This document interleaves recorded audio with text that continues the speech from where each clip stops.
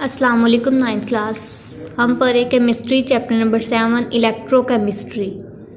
Electrochemistry में हम पहले इसके पढ़ चुके हैं कि रिएक्शंस कंप्लीट किए थे, ऑक्सीडेशन रिएक्शन, रिडक्शन रिएक्शन, उन दोनों को मिला के जो उनकी कम्बिनेशन रिडॉक्स रिएक्शन कंप्लीट किया है। उसके बाद इलेक्ट्रोलाइट को पढ़ा था कि इलेक्ट्रोलाइट की कितनी टाइप्स हैं। इलेक्ट्रोलाइट्स की 3 टाइप्स हमने पढ़ी थी basically, strong electrolyte, weak electrolyte और नॉन इलेक्ट्रोलाइट। उसके बाद हम आज पढ़ेंगे कि उन इलेक्ट्रोलाइट्स का जब वो इलेक्ट्रोलाइट किसी भी अनहेल्थ या फिर अनफेवरेबल कंडीशन के साथ रिएक्ट करती हैं, अनफेवरेबल कंडीशन में रिएक्शन करती हैं, तो क्या होता है, उसका असर क्या होता है या फिर उसका नुकसान क्या होता है। सबसे इसमें क्रूयन एंड इट्स प्रिवेंशन है इसका पहला, कि क्रूयन किस चीज़ को कहते हैं, किसी भी चीज़ का गलना सड़ना क्रूयन कहलाता है। ये हम आयरन या फिर लोहे की अगर कोई चीज़ में किसी भी लोहे की चीज़ का गलना सड़ना क्रूयन कहलाता है। और भी चीज़ें होती हैं जैसे बाकी तमाम अशिया भी गलती हैं, सड़ती हैं, लेकिन उनके लिए और वर्डिंग इस्तेमाल होती है। लेकिन ख़ास कर मेटल की ईटिंग का जो प्रोसेस है वो क्रूयन कहलाता है। Corrosion is slow and continuous eating away of metal by the surrounding medium. जैसे लोहे को हम खुली हवा में अगर रख देते हैं, मेटल को खुली हवा में रखते हैं, तो वो आहिस्ता आहिस्ता उसमें जंग लगना शुरू हो जाता है। वो फ़ौरन से तो नहीं, पहले आहिस्ता आहिस्ता उसकी ऊपर वाली सतह डैमेज होगी, फिर उसकी दरमियानी सतह डैमेज होगी, फिर आहिस्ता उसको कम्प्लीटली जंग लग जाएगा और लोहा ख़राब हो जाएगा। यही है, ये स्लोइंग प्रोसेस है लेकिन कॉन्टीन्यूस प्रोसेस है। ये आहिस्ता आहिस्ता से खाता है मेटल को उसकी सराउंडिंग की मीडियम की वजह से। जैसा उसका इर्द गिर्द का उस लोहे जिस जगह पे हमने उसको रखा है, जैसा ही उसका इर्द गिर्द का मीडियम होगा, उसकी इर्द गिर्द की आबो हवा होगी, उसी तरीके से उसको क्रूयन या फिर उसको उसमें जंग का प्रोसेस होगा। अब ये देखेंगे कि किस तरह से होता है। It is a redox chemical reaction. ये एक रिडॉक्स केमिकल रिएक्शन होता है जिसमें सबसे पहले ऑक्सीडेशन होगी या फिर पहले रिडक्शन होगी, ऑक्सीडेशन होगी, और उसके बाद उन दोनों का जब कम्बिनेशन करेंगे तो उनको रिडॉक्स रिएक्शन कहलाएगा। और रिडॉक्स रिएक्शन के नतीजे में इसका मेन जो एक रिएक्शन है वो आएगा हमारे पास।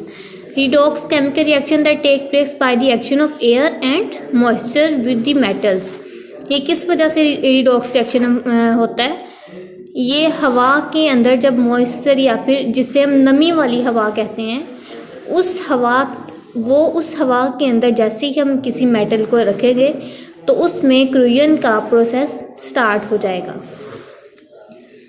ये यहाँ तक थी आपके पास क्रूयन की डेफिनेशन और उसके प्रोसेस के बारे में कि क्रूयन का प्रोसेस क्या है। स्लो और कॉन्टीन्यूस प्रोसेस है, ईटिंग का प्रोसेस है, मेटल ऑफ ईटिंग का प्रोसेस है जो कि उसके सराउंडिंग मीडियम की वजह से होता है। ये एक रिडॉक्स केमिकल रिएक्शन है जो कि एयर, हवा और मॉइस्चर के रिएक्शन के बाद टेक प्लेस होता है।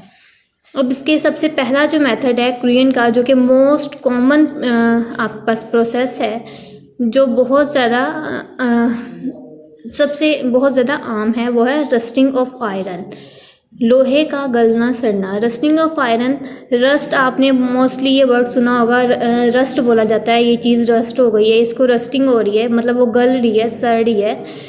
तो हम और भी चीज़ें क्रूयन का जो जर्नल मतलब है वो गलना सड़ना है, लेकिन अगर हम उसको लोहे की इस्तेलाह में देखते हैं कि आयरन जो है वो गल रहा है, सड़ रहा है, उसको क्रूयन हो रही है, लेकिन उसके लिए हम क्या वर्ड यूज़ करेंगे? रस्टिंग करेंगे।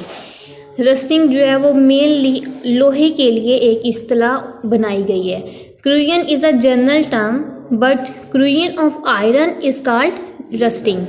क्रूयन जो है ये गलने सड़ने को ही बोलते हैं, लेकिन जब उस जगह पे जहाँ लोहा गलता और सड़ता है उस टर्म को क्या कहा जाता है? Rusting of iron. The important condition for rusting is moist air. Important condition क्या है? सबसे अहम जो कंडीशन होती है, सबसे पहली कंडीशन रस्टिंग की, वो क्या है? मॉइस्ट एयर है, ऐसी हवा जिसमें वाटर वेपर्स इंक्लूड हो।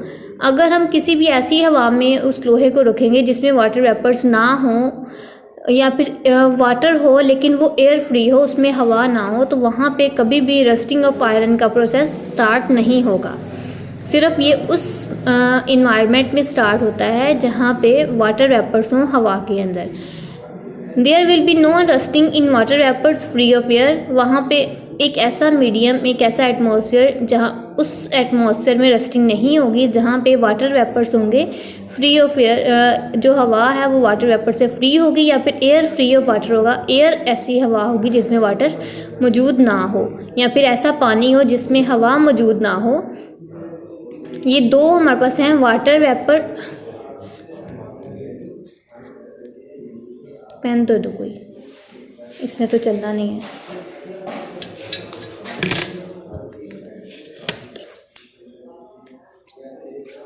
Water vapours free of air and air free of water. है तो दोनों तकरीबन सेम ही, कि हवा में पानी मौजूद ना हो और पानी में हवा मौजूद ना हो, है सेम है, लेकिन इनके मीनिंग्स जो हैं वो डिफरेंट हैं।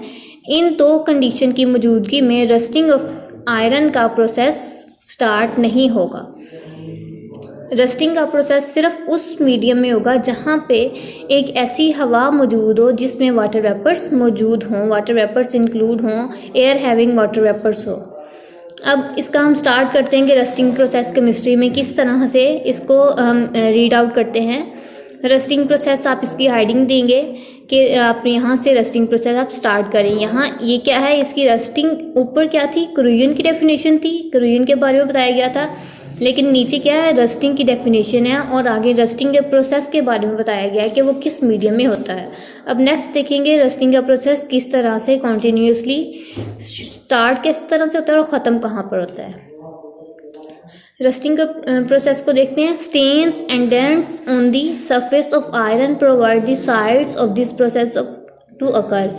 क्या है कि एक ऐसी स्टेन्स और डेंट्स या फिर जो इर्द गिर्द के, ये इन चीज़ों को कहा जाता है कि इर्द गिर्द के जो ज़रात होते हैं, मिट्टी के ज़रात, हवा के ज़रात, नमी वाली हवा के ज़रात, जैसे ही वो सतह पे आके लगते हैं, आयरन की, लोहे की सतह पे आके लगते हैं, तो वो क्या चीज़ प्रोवाइड करते हैं, उस प्रोसेस को या फिर रस्टिंग के प्रोसेस को शुरू करने के लिए साइड्स फ्राहम कर देते हैं, जगह फ्राहम कर देते हैं। जैसे ही स्टेन्स आते हैं, डेंट्स आते हैं, मतलब अगर ज़रा सी जैसे लोहे में अगर देखते हैं पेंट किया हुआ है तो उसमें ज़रा दरारें आना शुरू हो जाती है। इस तरह से ये चीज़ कभी इस तरह से आ रही होंगी, ये चीज़ दरारें आ जाएंगी। तो ये जो दरारें हैं, ये जो स्टेन्स और डेंट्स हैं, या फिर मिट्टी वगैरह के ज़रात ऊपर आके जब लगते हैं, गिरते हैं, उनके अंदर जो स्टार्टिंग प्रोसेस होता है उनके उतरने का, वो जैसे स्टार्ट होता है, तो ये चीज़ें क्या हैं, ये उन रस्टिंग के प्रोसेस को शुरू होने के लिए साइड फ्राहम कर देती है, जगह फ्राहम करती है कि आ जाओ,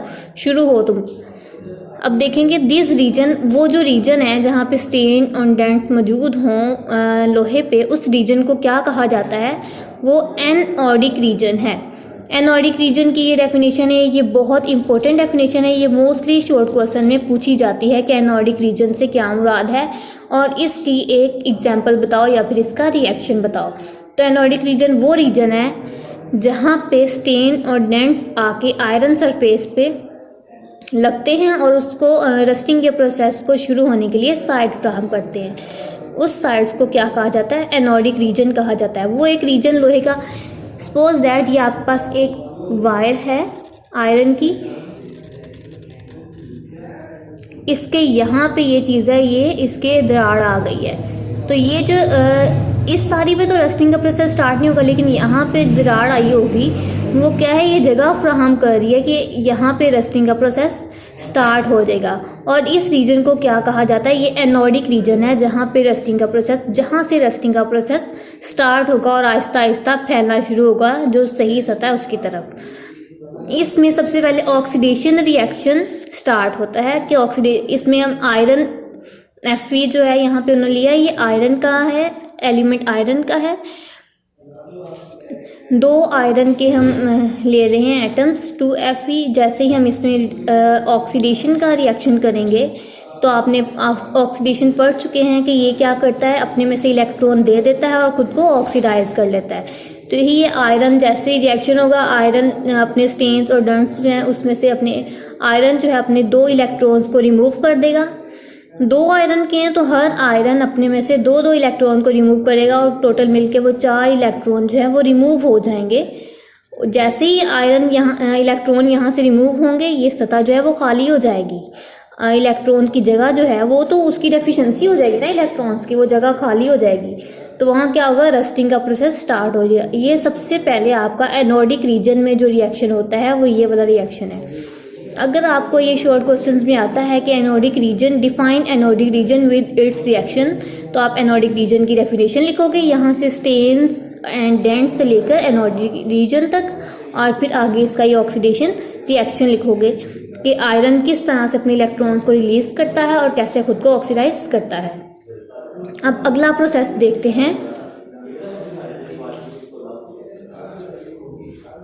अब नेक्स्ट देखते हैं कि आयरन ने जब खुद को ऑक्सीडाइज कर ही लिया अपने ऑक्सीडेशन रिएक्शन के बाद, तो वो उसमें कंटिन्यूसली आगे किस तरह से वो क्रूयन का या फिर रस्टिंग का जो प्रोसेस है आगे किस तरह से बढ़ता है। दिस लॉज ऑफ इलेक्ट्रॉन्स, ये जो इलेक्ट्रॉन निकले हैं आयरन में से, ये क्या करते हैं, उस ऑब्जेक्ट को, उस आयरन की जो वायर है, जो भी मेटल की जो सतह है, उसको डैमेज कर देते हैं, उस ऑब्जेक्ट को डैमेज कर देते हैं। ये loss of electrons. The free electron move through iron sheet, ये जो फ्री इलेक्ट्रॉन्स हैं ये कहाँ करते हैं, ये मूव होना शुरू हो जाते हैं उस आयरन की शीट में, until they reach to a region of relatively high oxygen concentration near the surface surrounding by water layer। अब ये देखो, जैसे ही यहाँ से आयरन निकले हैं, इलेक्ट्रॉन्स रिलीज हुए हैं, तो इलेक्ट्रॉन्स के रिलीज की वजह से क्या होता है, वो जो सतह है आयरन शीट की, वो जो आपके पास एक सतह है जहाँ से इलेक्ट्रॉन्स रिमूव हुए हैं, वो क्या होगी, डैमेज होना स्टार्ट हो गई है। वहाँ से फ्री इलेक्ट्रॉन, जैसे ही वो हवा में से फ्री इलेक्ट्रॉन्स उस आयरन शीट के मूव करते जाएंगे, ऐसे वो पूरे रीजन में मूव करेंगे ऑक्सीजन, और उस जगह पे वो मेटल के इलेक्ट्रॉन्स पहुँच जाएंगे जहाँ पे ऑक्सीजन की कंसंट्रेशन जो है वाटर के अंदर हाई हो। जैसे ही पानी के अंदर इस ऑक्सीजन की कंसंट्रेशन हाई होगी, उस जगह पे पहुंचेंगे वो इलेक्ट्रॉन्स, तो क्या होगा, वहाँ पे रस्टिंग ऑफ आयरन का प्रोसेस स्टार्ट हो जाएगा। High oxygen concentration near the surface surrounded by water layer. 7.6 speaker पे वो कह रहे हैं, उन्होंने आपको दिखाया हुआ है, ये नीचे देखो, यहाँ पे क्या हो रहा है, ये जो आयरन की शीट है ये रस्ट हो रही है यहाँ से। यहाँ पे जैसे ही ये इस आयरन ने रिएक्शन किया था, Fe में से जो 2 इलेक्ट्रॉन रिलीज़ किए थे, वो क्या हुआ, यहाँ से इलेक्ट्रॉन रिलीज़ हुए और आहिस्ता आहिस्ता घूमते घूमते इस रस्टिंग प्रोसेस के पास, जहाँ से आयरन की जो शीट थी वो टूटी थी, वहाँ पे घूमते हुए आ जाएंगे। यहाँ से वो टूट क्यों रही है, ये तो यहाँ पे रस्टिंग का प्रोसेस स्टार्ट ही तब हुआ है, यहाँ पे एयर मौजूद है, ऐसी हवा मौजूद है जिसके अंदर ऑक्सीजन की जो आपके पास डेफिशिएंसी, ऑक्सीजन की जो मौजूदगी है वो बहुत ज़्यादा है। ऐसा पानी यहाँ पे जो कि ऐसा पानी मौजूद है जिसके अंदर बहुत ज़्यादा हवा है। जैसे ही ये इलेक्ट्रॉन जो है आयरन के वो पहुँचेंगे इस रस्टिंग प्लेस के पास, तो यहाँ पे क्या होगा, एक रिएक्शन होगा। जैसे ही ये रिएक्शन होगा तो क्या होगा, यहाँ पे कैथोड के जो रिएक्शन है ये देख रहे हो, Fe2O3 + NH2O, ये H2O कहाँ से आया, इसी हवा ने इसके साथ रिएक्शन किया है। जैसे ही ये हवा जो है ये वाटर के साथ रिएक्शन करेगी, पानी के साथ रिएक्शन करेगी, तो क्या होगा, आयरन के जो यहाँ से आए हैं इलेक्ट्रॉन्स, वो वाटर के साथ रिएक्ट करेंगे और क्या करेंगे, उस आयरन के साथ मिल जाएंगे और इसके रस्टिंग प्रोसेस को आगे बढ़ाएंगे। आगे देखते हैं, ये देखो यहाँ से हमें क्या मिला था, पहले हमने आयरन का प्रोसेस किया, अब यहाँ पे हम ऑक्सीजन की बात करें तो ऑक्सीजन का प्रोसेस करेंगे वाटर के साथ हाइड्रोजन की मौजूदगी में, और 4 इलेक्ट्रॉन जो यहाँ पे रिलीज़ किए थे वही 4 इलेक्ट्रॉन इस रस्टिंग प्रोसेस जहाँ पे स्टार्ट हुआ है उसके पास आ जाएंगे। एक ऐसी जगह होगी जहाँ पे ऑक्सीजन की कंसंट्रेशन बहुत ज़्यादा हो, पानी की लेयर के इर्द गिर्द। ऑक्सीजन की कंसंट्रेशन है 4, हाइड्रोजन आपके पास प्रोटॉन है, प्रोटॉन। अब आपको कि यहाँ पे ये तो हाइड्रोजन एटम है, लेकिन प्रोटॉन क्यों का है, प्रोटॉन मैं इसलिए इसको कह रही हूँ, इसके ऊपर पॉजिटिव चार्ज है, प्रोटॉन के ऊपर पॉजिटिव चार्ज होता है, तो इसलिए इसको मैं प्रोटॉन कह रही हूँ। ऑक्सीजन प्लस 4H के आपस प्रोटॉन है और 4 ही इलेक्ट्रॉन है जो आयरन में से रिलीज़ किए। जब ये आपस में रिएक्ट करेंगे तो क्या होगा, ऑक्सीजन हाइड्रोजन के साथ कंबाइन करेगा और एक वाटर का दो वाटर के मॉलिक्यूल बन जाएंगे। अब जैसे ही वो कह रहे हैं the H ions are provided by the carbonic acid, ये जो हाइड्रोजन आयन है ये क्या करेंगे, कार्बोनिक एसिड प्रोवाइड करेंगे which is formed because of presence of carbon dioxide in air. ये क्यों बनेगा, इस वजह से बनेगा कि पानी के अंदर कार्बन डाइऑक्साइड की मौजूदगी है। That's why acidic medium accelerate the process of rusting. आप लोग ये आगे आप टॉपिक पढ़ोगे कि जैसे ही हम रेन वाटर का एक टॉपिक पढ़ते हैं, रेन वाटर जैसे ही आपके एटमॉस्फेयर में आती है, एटमॉस्फेयर में कार्बन डाइऑक्साइड पाई जाती है। वो कार्बन डाइऑक्साइड जैसे ही रेन वाटर के साथ मिलेगी वो रेन वाटर को एसिडिक कर देगी। और वही रेन वाटर जब आके मिट्टी की तहों पर पहुंचेगी तो वो क्या होगा, उसके अंदर वो शामिल हो जाएंगी चीज़ें, कैल्शियम के उस मैग्नीशियम के और कैल्शियम के कार्बोनेट्स। जैसे ही वो शामिल होंगे तो वो क्या होगा, वो एसिडिक रेन हो जाएगा। तो यही वो यहाँ कह रहे हैं कि जैसे ही उस पानी के अंदर कार्बन डाइऑक्साइड की मौजूदगी आएगी, वो जो H आयंस हैं वो कार्बोनिक एसिड्स को प्रोवाइड करेंगे। और वो किस वजह से होगा, क्योंकि पानी के अंदर कार्बन डाइऑक्साइड की मौजूदगी है। जैसे ही वो पानी के अंदर कार्बन डाइऑक्साइड शामिल होगा तो वो क्या होगा, वो जो एसिडिक मीडियम पहले ही यहाँ पर ये रस्टिंग वाला मीडियम स्टार्ट हुआ है, इसको क्या कर देगा, एक्सेलरेट कर देगा कि यहाँ पे रस्टिंग का प्रोसेस और तेज़ी से होना शुरू हो जाएगा। आज सिर्फ हम यहाँ तक ही पढ़ेंगे। नेक्स्ट जो ये कंप्लीट लॉन्ग क्वेश्चन है वो कल करेंगे। ये काफ़ी लंबा टॉपिक था इसलिए मैं आज आपको हाफ ही करवा रही हूँ ताकि अच्छे से समझ आ जाए। अभी 2 रिएक्शन किए हैं, इन दोनों का रिएक्शन के बाद अभी ऑक्सीडेशन और रिडक्शन का रिएक्शन किया, उसके बाद रिडॉक्स रिएक्शन हम कल करेंगे। इसमें से जो चीज़ समझ ना आई हो वो दोबारा से पूछ लीजिएगा। समझ आ गई है? यस।